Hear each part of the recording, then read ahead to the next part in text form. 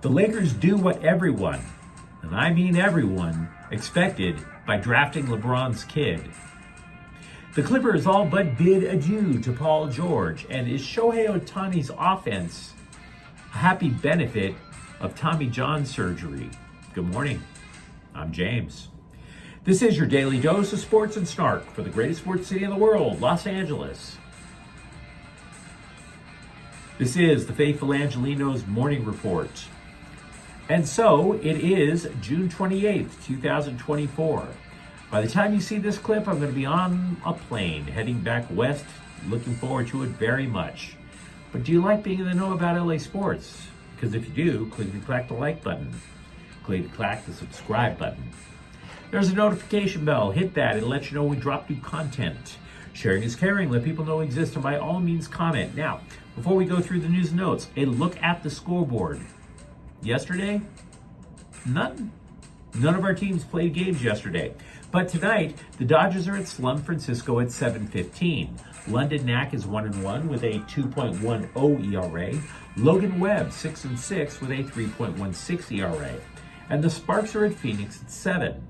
The Sparks, well, they are on a 7-game road trip. They're going to finish it up tonight. They've already lost the first 6. So, yikes. What do you say we get to the news? Considering that most second-round picks in the NBA draft don't make it, should we really have that much of a problem with the Lakers taking Bronny James, LeBron James' son, in the second round? Don't get me wrong, the scribes were overjoyed. And if you think about it, ESPN was as well. Every NFL draft, ESPN will run these ads before day 3 of the NFL draft. They're like, oh, you never know. Your team might draft the next Tom Brady. Tom Brady was taken in the 7th round too. And you know it's trash. You know it's trash. You're not getting a potential greatest of all time in the 2nd round of the NBA draft. Stop it. Stop it, ESPN. So, in a vacuum, looking at it from that point of view, I can't say I have much of a problem with it. Now, I do realize that Bill Plaschke of the LA Times got emotional over it, but we've been talking about this for years. Plaschke lives for emotion. He lives to just spill estrogen all over the keyboard before he starts typing on it. We get it. He's overplaying it, as per usual. But I have to admit, the pick still kind of smells. I don't want to make too big of a deal out of it, but if you take a step back, in like the last 3 or 4 days, the Lakers hired LeBron James's podcast buddy as their coach, and then drafted his son, who, by the way, didn't even start for a sub-500 college team in USC. So, make no mistake, since LeBron clearly isn't going anywhere now, the offseason from the Lakers' perspective, aside from keeping LeBron, is all going to be about Dalton Connect and anyone Rob Pelinka might be able to land in a trade. And I know people will refer to this as hating. I do. I know that ESPN's Adrian Wojnarowski went on a rant last night about how the NBA is just rife with nepotism. But this isn't about hate to me. I'm glad Bronny James is still alive. Moreover, it's not what I think about nepotism that matters. It's what the guy at the end of the bench who thinks his spot on an NBA roster could be taken from him due to nepotism. That guy worrying about nepotism, that's what matters. Bronny James is a guard. You know who else is a shooting guard? Max Christie. Remember him? At this point last year, we were talking about all the work that Max Christie had been doing on his shooting to try to be 3-and-D so he could try to break his way into the starting lineup, right? The next do through sheer force of will what Austin Reeves was able to accomplish. He just didn't get in with Darvin Ham that well. But we do know he's been busting his ass for a shot, just a sniff, at regular playing time. And that could vanish because of Bronny James? Really? If my spot on the roster, and I am by no means a basketball player, but if my spot on the roster is on the line and I have to prove myself to the coaches, I am dunking on Bronny James every single chance I get. Basketball is a sport of alpha males, just like football is. Only they express their machismo, if you will, in a different way. They express it through schooling you on the court. You don't think Max Christie knows that this could signal a problem for his future with the Lakers? So no, this is not about hate at all. This is about whether or not the Lakers are going to be better, and if they are going to take an inferior player and have him promoted over a superior, hardworking player. We know Connect should make them better. We have legit reasons to be skeptical about both JJ Redick and LeBron's son, Bronny. And that's the memo. Meanwhile, the Clippers selected shooting guard Cam Christie with their only pick, a second rounder. He's a sharpshooter from Minnesota. But I got to be honest with you, that pales in comparison to what I read, because it kind of sounds like the Clippers are waving goodbye to Paul George. I could be wrong. This is not a prediction.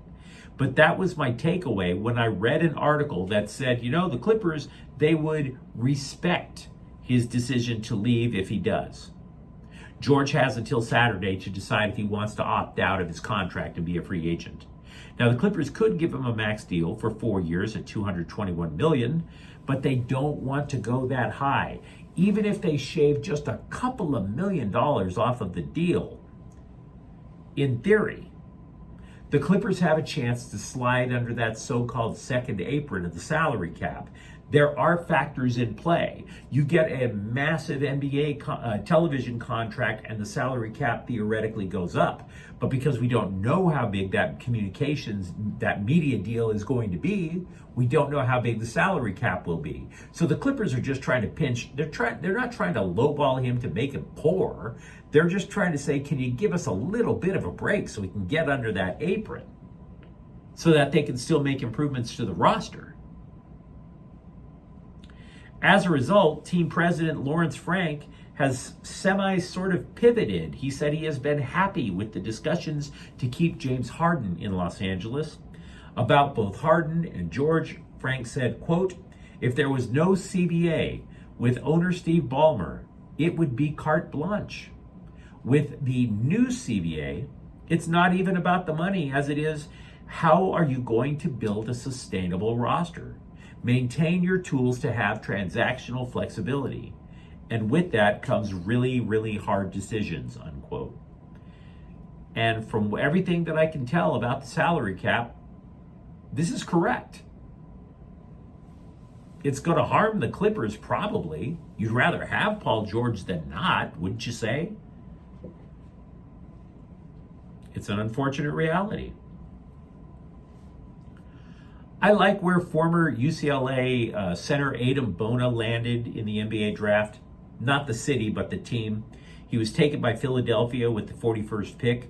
The only thing I don't like about Bona is that he gets in foul trouble way too quickly. He'd be so much more effective. But if you consider just somebody who could give Joel Embiid a few minutes of rest every game. Moreover, Embiid has a very troubling injury history. So say Embiid is out for a couple of weeks. You're not weeping too many tears with Adam Bona on the court. The guy is just relentless.